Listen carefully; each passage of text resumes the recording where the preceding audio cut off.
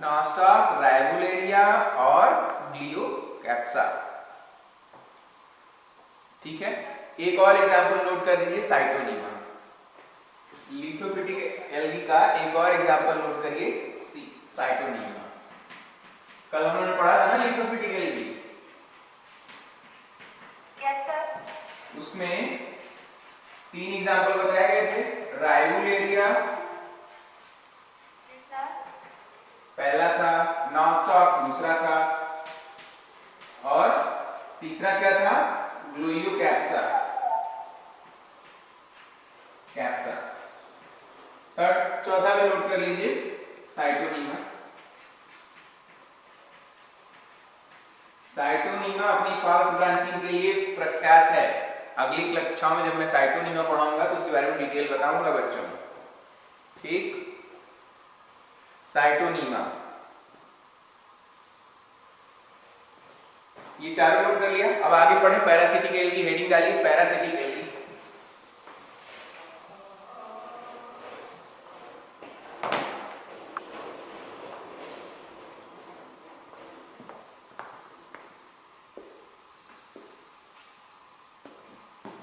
Heading लिखिए, parasitic algae.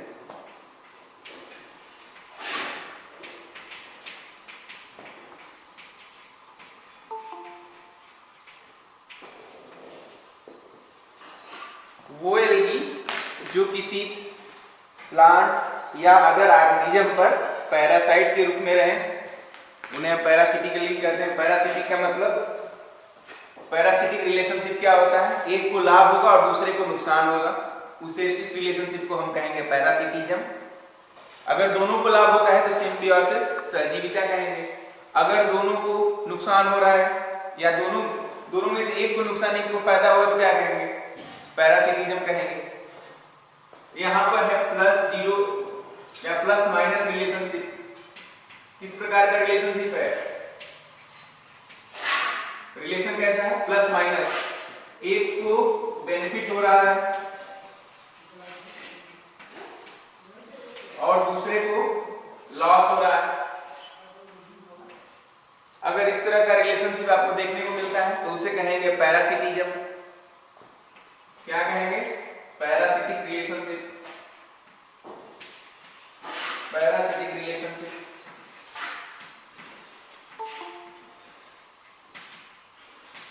Parasitic relationship लिखिए इसके अंतर्गत, द एल्गी, पैरासिटिज्म समझ गए, पैरासिटिक रिलेशनशिप समझ गए आप लोग। अब वो एल्गी जो पैरासाइट के तौर पे दूसरे पर रहते हैं उन्हें हम कहेंगे parasitic algae.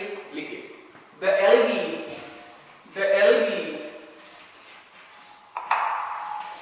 which grow on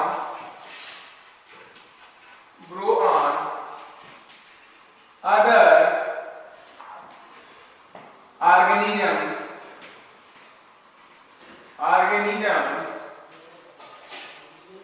bracket में लिखिएगा plants and animals,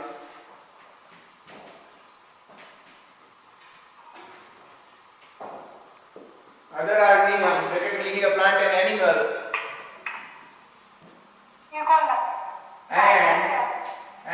बेटा किसी का माइक ऑन रह गया, please turn off your mic. organism, plants and animal, and cause them a harmful effect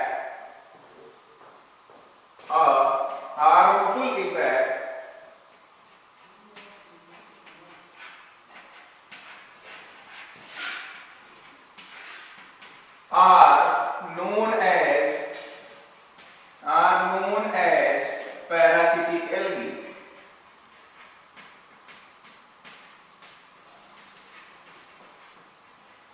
ऐसे एल्गी जो दूसरे ऑर्गेनिजम्स पे रहें और उन पर हार्मफुल इफेक्ट डालें तो उन्हें क्या कहेंगे, पैरासिटिक एल्गी। उसी तरह की बात है जैसे जिस थाली में खाया और छेद करना, जो मुहावरे है वो यही है, पैरासिटिज्म का उदाहरण। एग्जाम्पल नोट करिए, सिफेल्युरेस वायरिसेंस। पहला है सीफेल्यूरोस वायरिसेंस,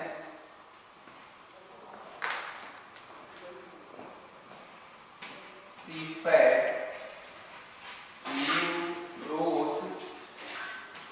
वायरिसेंस,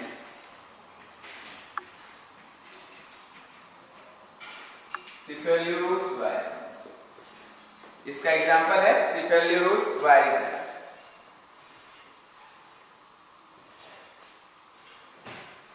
चाय के पौधों में पाया जाएगा red rust of tea, red rust of tea cause करेगा, and coffee causes red rust disease of tea and coffee।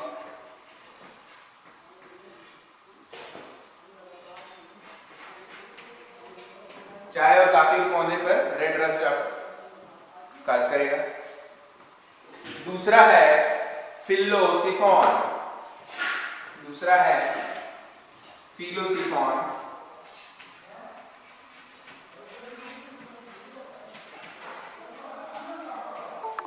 फिलोसिफॉन note कर लीजिए, दूसरा है फिलोसिफॉन।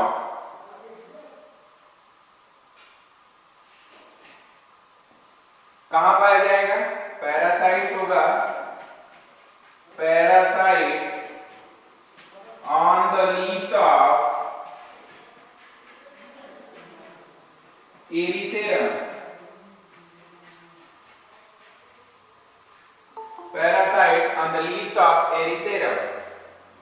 तीसरा है, नोट करिए स्टूडेंट्स, पॉलीसिफोनिया,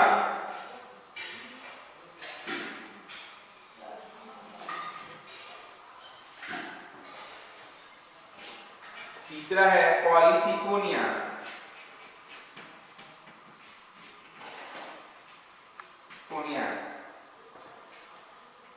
पॉलीसिफोनिया एक प्रकार का एल्गा है जो सेमी पैरासाइट है एस्कोफाइलम नोडोसम पर। सेमी पैरासाइट किसे कहेंगे बताते हैं। Semi parasite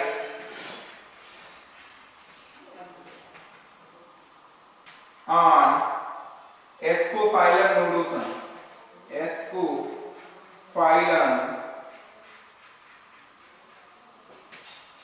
nodosum.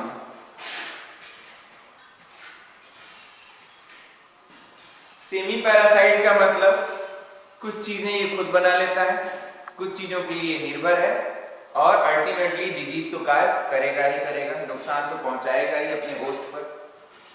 तीनों एग्जांपल नोट कर लीजिए। नोट कर लिया बच्चों? हाँ बेटा, मैं फिर से दोहरा दे रहा हूं शुरू से।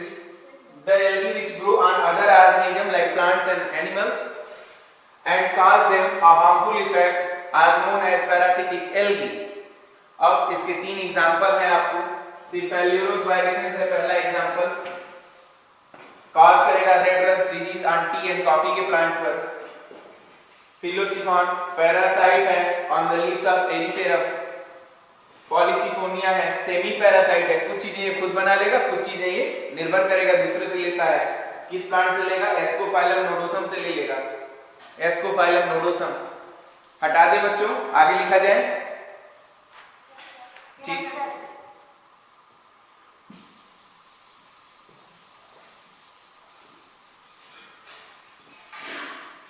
कल कौन सा पॉइंट था? ई पॉइंट था नहीं? यस नहीं, देख के बताओ। नोट्स बनाया है आप लोगों ने? हाँ, कौन सा पॉइंट आएगा? ये कौन सा पॉइंट लिखा है आपने? फोर्थ का मतलब डी, डी था स्टूडेंट्स। ये फोर्थ का मतलब बी था या फिर ई था? यस सर, डी था। डी था, स्मॉल डी। ओके, अब ई हो चुका है, ये ई था अभी। Yes sir.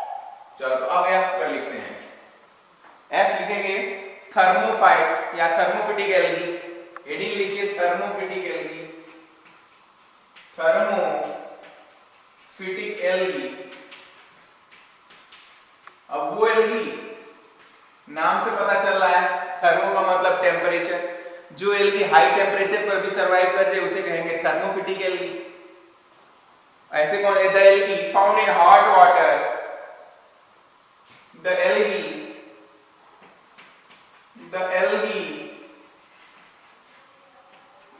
which can survive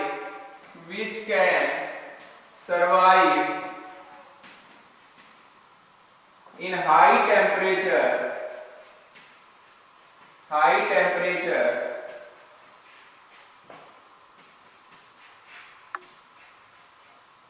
like hot water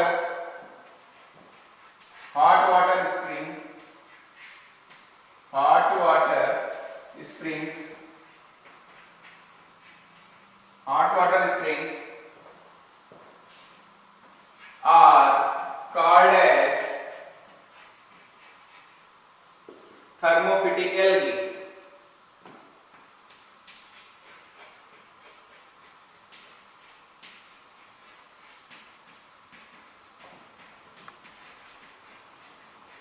are called as thermophytic algae. वो एल्गी जो हाई टेम्परेचर पे। अब हॉट वाटर स्प्रिंग क्या होते हैं? यहाँ लिखा हुआ है hot water spring. Hot water spring कहीं कहीं जमीन के अंदर से, ध्यान दीजिएगा, कहीं कहीं जमीन के अंदर से पानी के गर्म फुब्बारे निकलते हैं बाहर। ऐसा आपको अमेरिका के येलोस्टोन पार्क में देखने को मिलता है। Yellowstone national park hot water springs के लिए फेमस है। जमीन के अंदर से छोटे छोटे फव्वारे निकलते हैं, वो गर्म पानी के फव्वारे होते हैं। भारत में भी ऐसा कहीं कहीं पाया जाता है। The algae which can survive in high temperature like hot water springs are called as thermophytic algae. इसका एग्जाम्पल नोट करिए। फॉर एग्जाम्पल ऑसिलेटोरिया ब्रेविस, पहला एग्जाम्पल है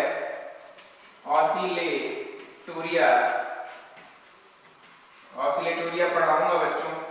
Brevis, Oscillatoria Brevis hot water में पाया जाता है। सीनेकोकस इलोंगेटस दूसरा एग्जाम्पल, सीनेकोकस इलोंगेटस,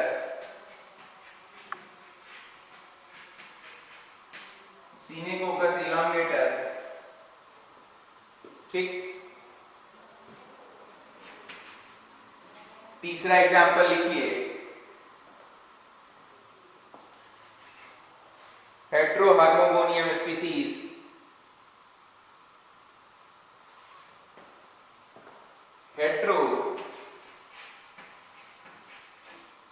हार्मोगोनियम, ये जुड़ा हुआ है आपस में, हार्मोगोनियम स्पीसीज। चौथा है हैप्लोसिफॉन लिग्नोसम, हैप्लोसिफॉन। चौथा है हैप्लोसिफॉन लिग्नोसम।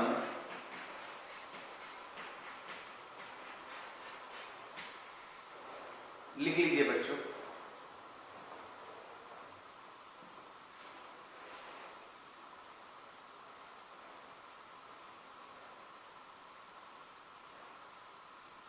सर ये फोर्थ वाला ऐसे बोल दीजिए। हैप्लोसिफॉन लिग्नोसम।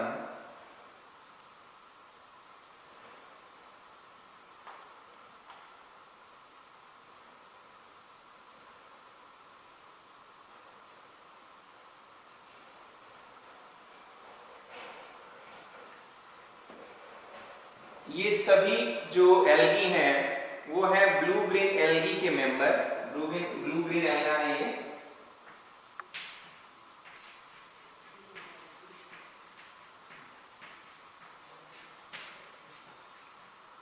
ब्लू ग्रीन एल्गा है। खास बात ये है इनकी, ऐसा क्या कारण है कि these algae can survive in the hot water springs in the high temperature. The temperature is approximately 84 degrees Celsius. Then what is the reason they can survive in that high temperature? The reason is that they have the nucleus which is not well organized.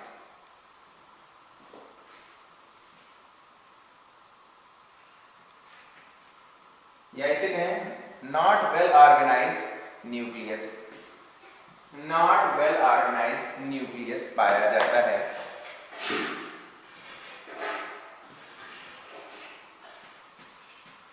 Do not have well organized nucleus.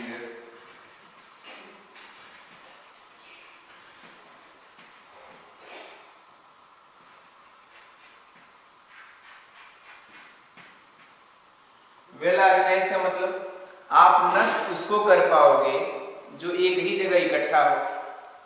एक जगह किसी algae के एक cell में nucleus किसी दूसरे छोर पर है, दूसरे सेल में किसी दूसरे छोर पर है, अलग अलग डायमेंशंस में है। तो आप जिस पोर्शन को डिलीट भी करोगे, हाई टेम्परेचर से डीएनए को डिलीट भी कर दोगे, डिग्रेड भी कर दोगे, इसके बावजूद जो रिमेनिंग पार्ट है उससे नया एल्गी डेवलप हो जाएगा। इसलिए they can easily survive in the hot water spring because they do not have well organized nucleus। आगे लिखा जाए, हटा दे बच्चों।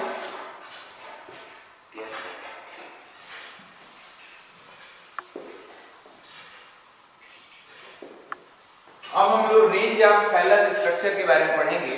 कितने प्रकार का थैलस हो सकता है, प्लांट की बॉडी किस तरह से ऑर्गेनाइज हो सकती है, इसके बारे में हम पढ़ेंगे।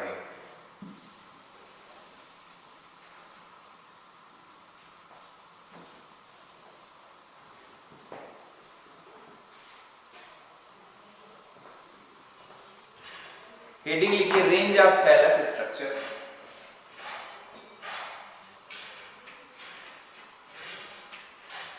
Range of thallus structure.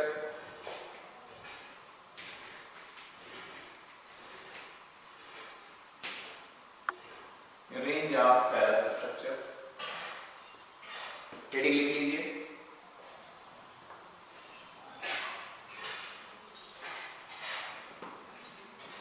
लिखिए इसमें on the basis of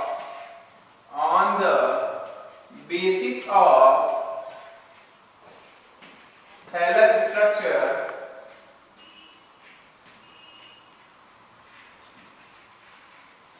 on the basis of thallus structure algae mainly classified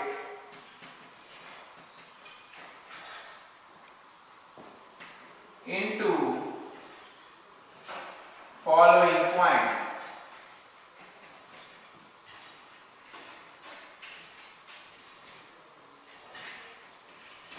Into following points। पहला जो थैलस स्ट्रक्चर का है वो है यूनिसेलुलर एल्गा। ऐसा आएगी तो यूनिसेलुलर एल्गा।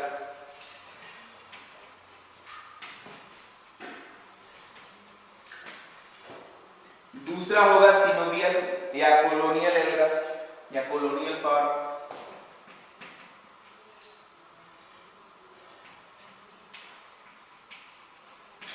Colonial alga. तीसरा होगा फिलामेंटस एल्गा या ये कि हाँ filamentous form. Filamentous form TOUS या फिलामेंटस एल्गा।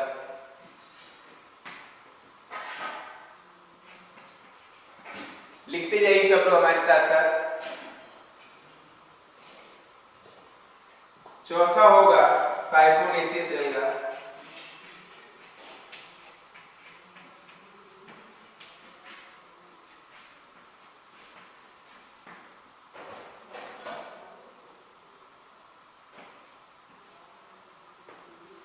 पांचवा होगा पैरेन्काइमेटस एल्गा।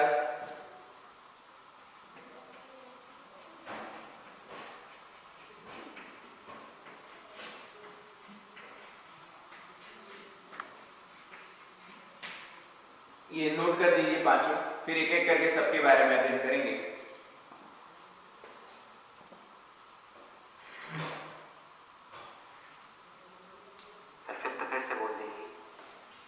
मैं शुरू से ही बोल दे रहा हूं। थैलस स्ट्रक्चर के आधार पर फॉलोइंग पॉइंट्स में डिवाइड किया गया है एल्गी को: unicellular algae, colonial algae, filamentous algae, siphonaceous algae और पैरेनकाइमेटस एल्गी। ठीक, पैरेनकाइमेटस एल्गी।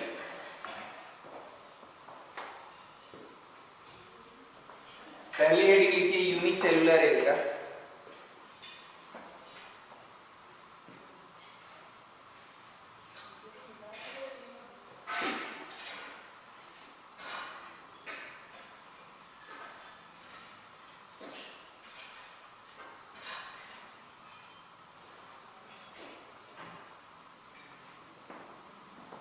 हटा दे बच्चों।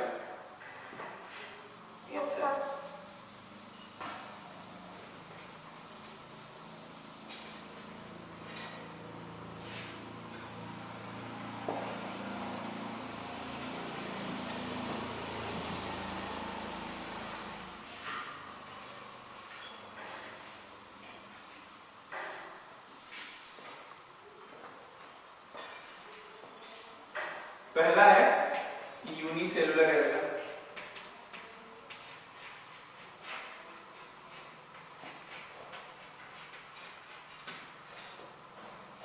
एल्गी सिंगुलर है, प्लूरल पे जब बात करेंगे तो एल्गा लिखेंगे, एएलजी। यूनिसेलुलर से मतलब है सिर्फ एक ही सेल पूरी एल्गी में एक ही सेल की बनी हुई हो, वो पूरी एल्गी एक सेल की बनी हुई हो और अपना जो डेली की रूटीन है, जो अपनी सारी जीवन साइकिल जो है एक सेल में ही कंप्लीट कर ले, ऐसे एल्गी कहेंगे यूनिसेलुलर एल्गा। लिखिए इसको।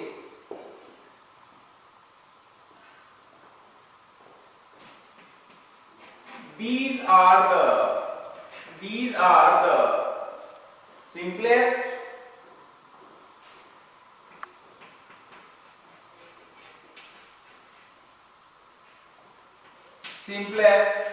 algal forms which have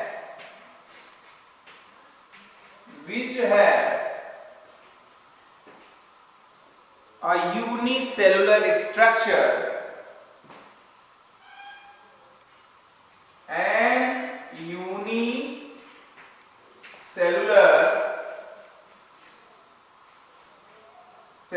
structure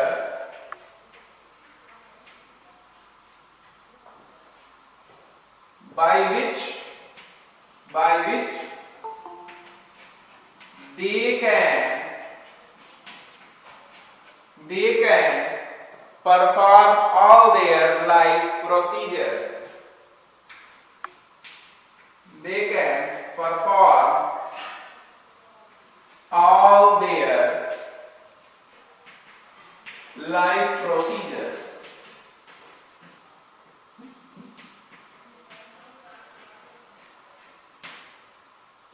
ठीक है, by all their life procedures. The single cell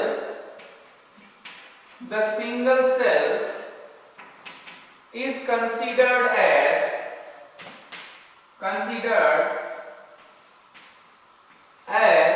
a unicellular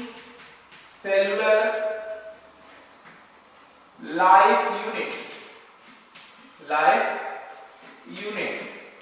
पूरे जीवन का जो स्ट्रक्चर है या जीवन का जो सारी प्रक्रिया है सिर्फ एक सेल के अंदर हो, इसीलिए उन्हें कहेंगे यूनिसेलुलर लाइफ यूनिट। ठीक,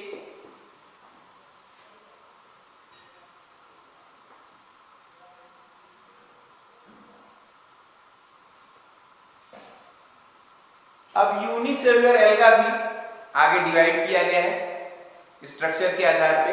एक सेल भी किस स्ट्रक्चर की हो सकती है उस आधार पर लिखते हैं। इसे मिटा रहे हैं बच्चों या रुक जाइए, नीचे लिख देते हैं। The unicellular cellular alga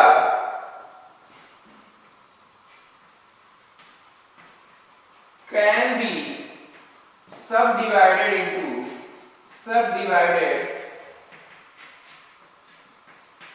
into following four groups. Following four groups.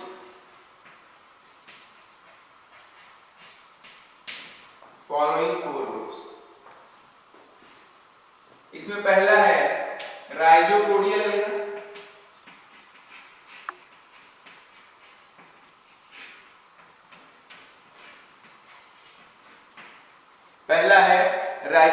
Alga, दूसरा लिखिए फ्लैजिलेटेड एल्गा,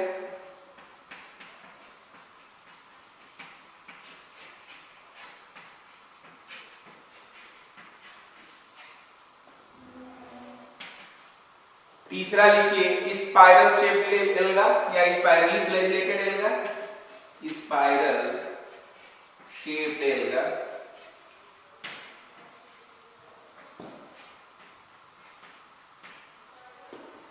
चौथा लिखिए नॉन मोटाइल एल्गा या unicells, non motile unicell cellular algae, unicellular algae. लिख लीजिए, फिर एक एक करके सबके बारे में पढ़ते हैं।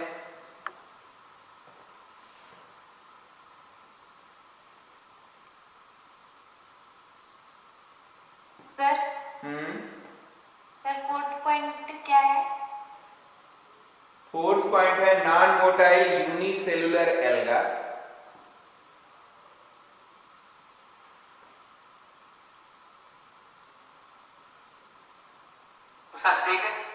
बेटा मैं फिर से बताता हूं। The unicellular algae can be subdivided into following four subgroups: rhizopodial algae, flagellated algae, spiral या spiral shaped algae, non motile unicellular algae. ठीक, मिटाते बच्चों, एक एक करके सबके बारे में अध्ययन करेंगे।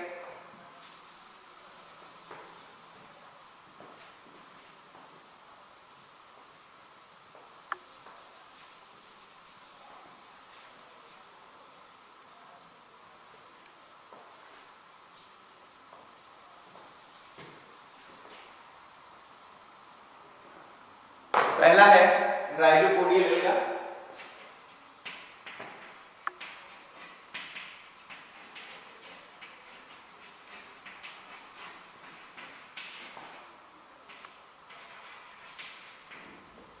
वो सभी एल्गा जिसमें एक रिजिड सेल वॉल नहीं पाई जाती है।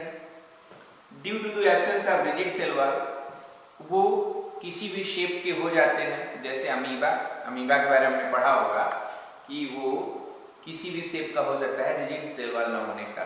देखते हैं,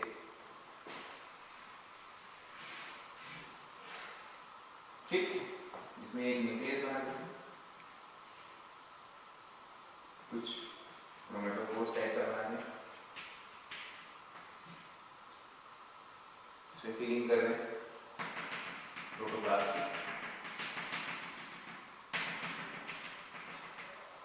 ठीक, और रिजिड सेल वॉल की एब्सेंस के कारण डिफरेंट शेप अटेन करता है। हाथ यूनिसेलुलर एल्गा में राइजोपोडियल एल्गा का मतलब ये है वो एल्गा जिसमें रिजिड सेल वॉल नहीं पाए जाए, और रिजिड सेल वॉल नहीं होगा तो उसकी प्लाज्मा मेम्ब्रेन डिफरेंट शेप को अटेन कर लेगी, हाथनुमा स्ट्रक्चर बनाएगी, जिसे हम राइजोपोडियम बोलेंगे। देखिए, the alga which do not have any rigid cell wall can attain different structure like amoeba and they can move with the help of rhizopodia। यहाँ structure में दिख रहा है ना राइजोपोडिया, इन्हीं की सहायता से वो मूव कर सकेंगे, अपने फूड सोर्स के पास जा सकेंगे। इसके कुछ एग्जांपल्स हैं: क्राइसोअमीबा, राइजोक्लोरोसिस, राइजोक्राइसिस। ये तीन हैं, क्राइसोअमीबा, राइजोक्लोरोसिस और राइजोक्राइसिस। ठीक, लिख लिया बच्चों? Yes sir. आगे लिखें। बात करें अब फ्लैजिलेटेड यूनिसेल्स के बारे में या फ्लैजिलेटेड यूनिसेलुलर एल्गा के बारे में। दूसरा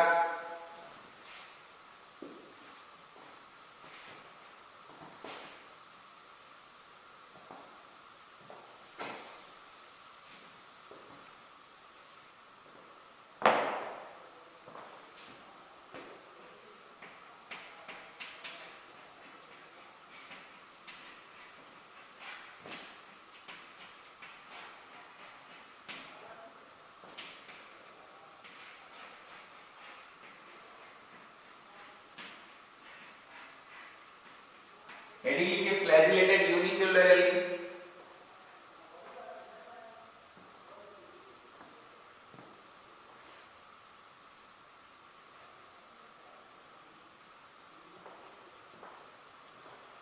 एक सेल की बनी हुई, सिंगल सेल की बनी हुई वो सभी एल्गी जिसमें फ्लैजिला हो मूवमेंट के लिए, उनके मूवमेंट के लिए फ्लैजिला मौजूद हो, उसे कहेंगे फ्लैजिलेटेड यूनिसेलुलर एल्गी। लिखिए इसको।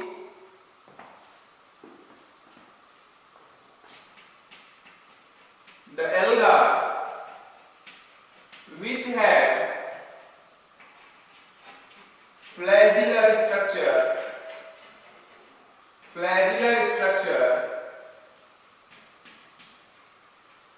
for the movement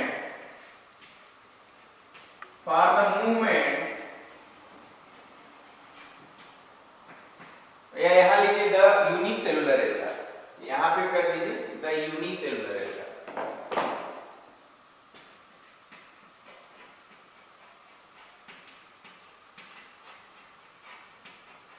The unicellular alga which have flagellar structure for the movement is called as flagellated unicellular alga।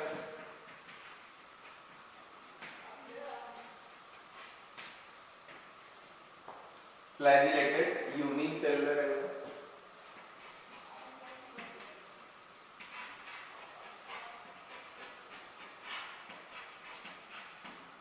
Flagellated unicellular alga।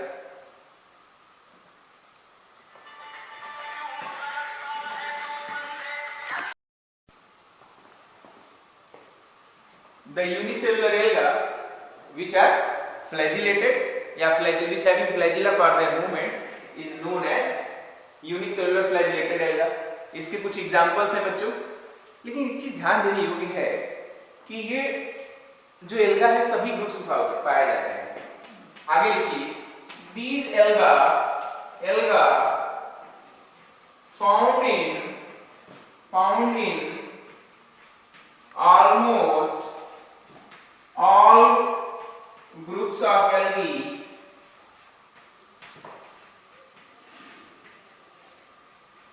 except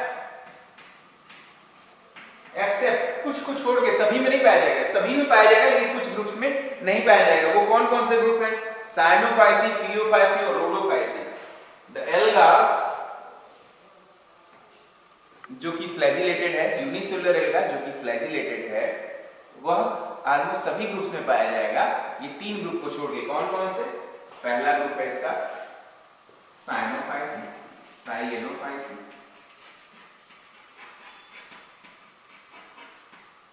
ठीक है, रोडोफाइसी और फियोफाइसी।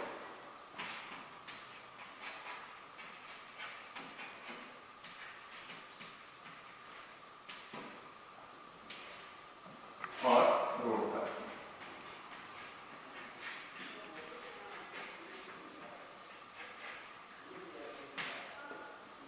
तीनों नोट कर लीजिए बच्चों।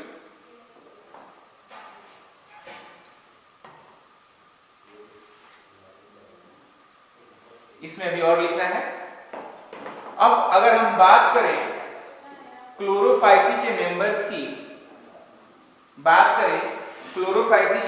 की, जिनमें पाया जाता है तो किस प्रकार का फ्लैजिला पाया जाएगा, यहां नीचे से लिख देते हैं द वेजिटेटिव सेल्स या इन Chlorophyceae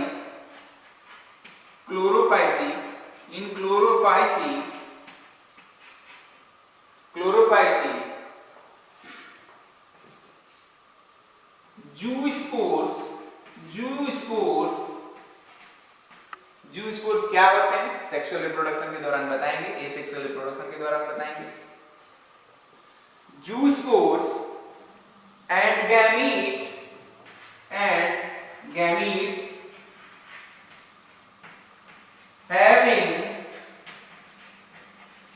gametes having two equal length of flagella या two equal flagella,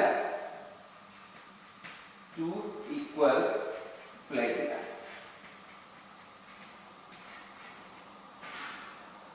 two equal flagella। उसी तरह से यूग्लिनोफाइसी के मेंबर में जो सेल्स होती हैं उनके पास सिर्फ सिंगल फ्लैजिला होता है। इन यूग्लिनोफाइसी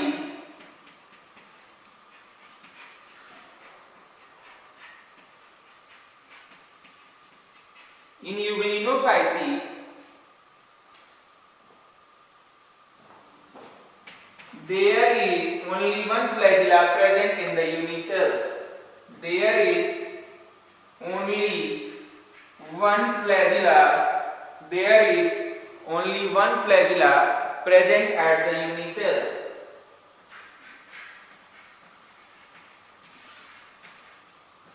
Present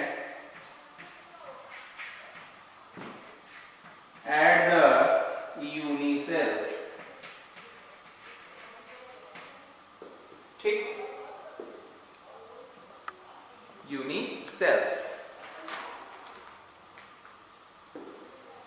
आइए तीसरा लिखते हैं, स्पाइरली कॉइल्ड जो फ्लैजिलेटेड सेल्स हैं। मिटा दे बच्चों।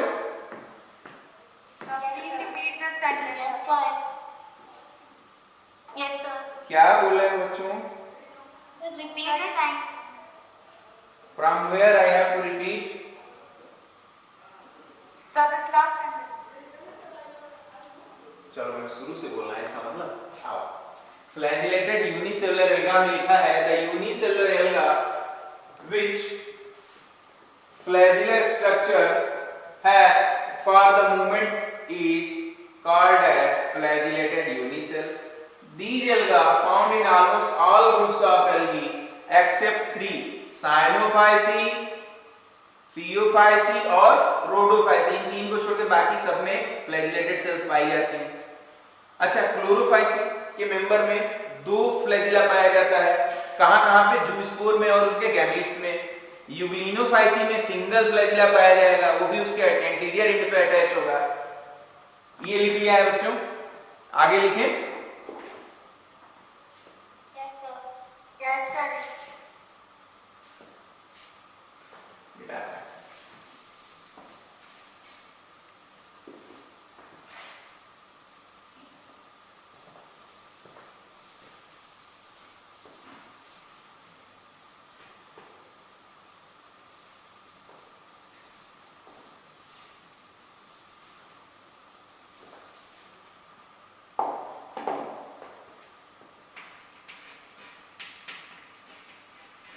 Spiral flagellated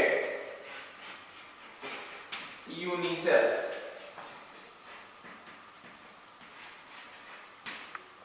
ये तीसरा नंबर था ना स्टूडेंट्स? ये थर्ड नंबर था। Yes, sir. अच्छा, the unicellular alga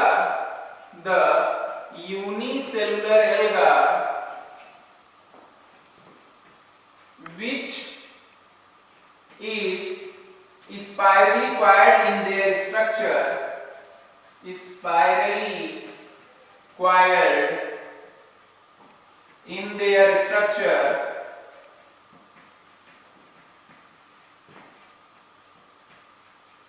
the unicellular alga which is spirally coiled in their structure is known as, KYA का मतलब known as, आप लोग पूरा लिख लीजिएगा, known as spiral flagellated unicells या unicellular alga। यहां पे हटा के unicellular alga।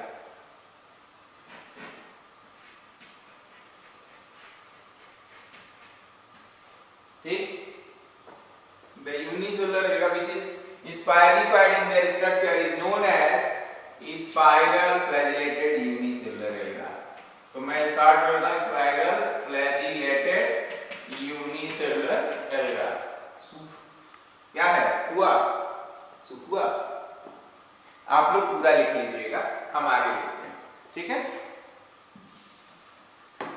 अब ऐसा कौन सा है, एक स्पाइरुलिना नाम का अलगा है जो क्या है, स्पाइरली कॉइल्ड है, सर्पिलाकार क्रम में है। ऐसे ये पूरा एक सेल ही है, सिंगल सेल है, लेकिन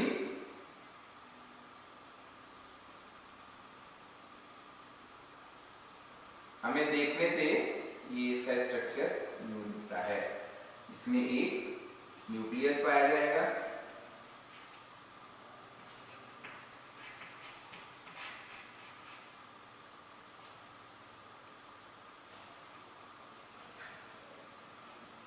ठीक, नाम है स्पाइरुलिना, स्पाइरुलिना फॉर एग्जाम्पल। बना लीजिए बच्चों, बना लीजिए।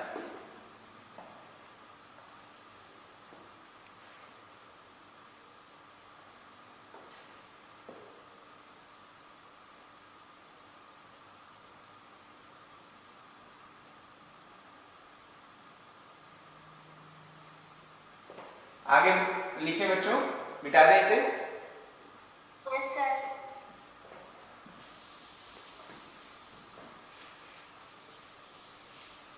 अब चौथा पॉइंट क्या था,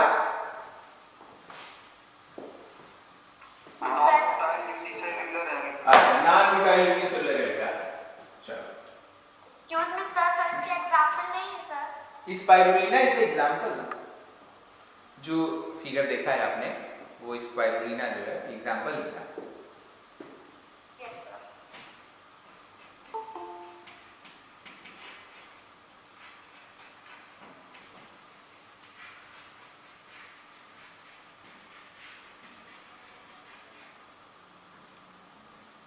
नॉन मोटाइल, पहले तो मोटाइल जानिए। मोटाइल का मतलब जिसमें लोकोमोशन हो सके। All those organisms which have ability to locomote here and there is known as locomotory organ or locomotory organism। अब ऐसा कौन सा हथियार है जिससे चला जा सकता है? मनुष्य के केस में पैर है, हम चल सकते हैं ना पैर से।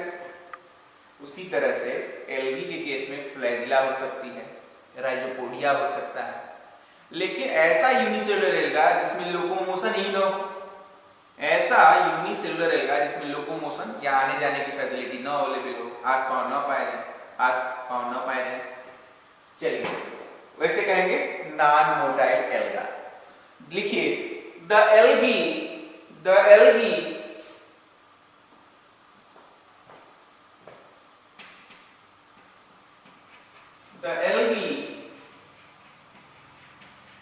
which do not possess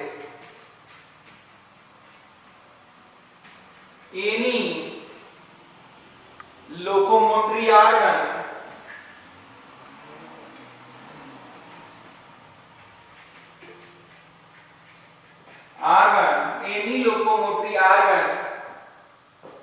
like flagella,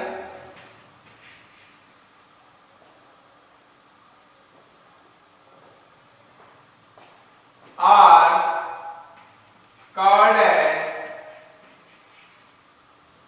non-motile unicellular algae। Sir repeat कर दीजिए। non-motile unicellular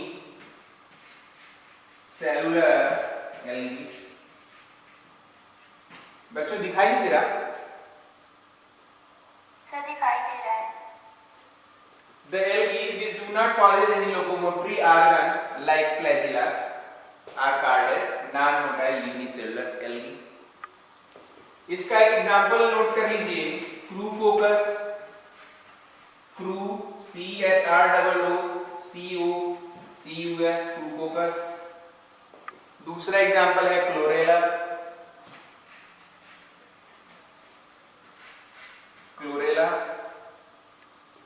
नोट कर लीजिए बच्चों।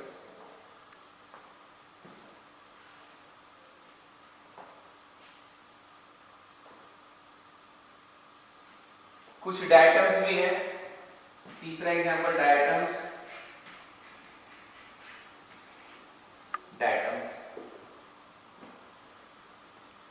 आज ये हो गया यूनिसेलुलर एल्गा के बारे में। अब कल की क्लास में हम लोग पढ़ेंगे कॉलोनियल एरिया के बारे में, जो कॉलोनी बना के रखते हैं। ठीक है, आज के लिए बस इतना है। Thank you students. Thank you sir. अब किसी को कुछ ना समझ में आया हो तो वो पूछ लीजिए। एक्सक्यूज मी सर, हाँ बताइए। क्लास डेली लगेगी सर? नहीं, अगर आप लोग नहीं पढ़ना चाहेंगे तो डेली नहीं लगेगी। नो सर, ये बात मैं पूछ रही थी सर, वेडनेसडे एंड थर्सडे का लिखा था टाइम टेबल। बिल्कुल वेडनेसडे और थर्सडे ही है, क्योंकि आप लोग इंटरेस्टेड हैं तो मैं भी इंटरेस्टेड हूँ पढ़ाने में। आप लोग नहीं इंटरेस्टेड रहेंगे मैं नहीं पढ़ाऊंगा, जैसा तो कहिए। सर आप बताइएगा। ठीक है, आप लोग खाली रहो, किसी का नुकसान ना हो तो रेगुलर पढ़ा देंगे। Yes sir, yes. हाँ, बस किसी का नुकसान नहीं होना चाहिए, और कोशिश यही रहेगी कि सारी क्लासेस यूट्यूब पे चली जाएं तो बिल्कुल नुकसान नहीं होगा। Yes sir. और किसी को कुछ पूछना है? Thank you sir. चलो student, thank you everybody. Thank you sir. Thank you. हाँ हाँ, पूछो पूछो, कुछ पूछना था?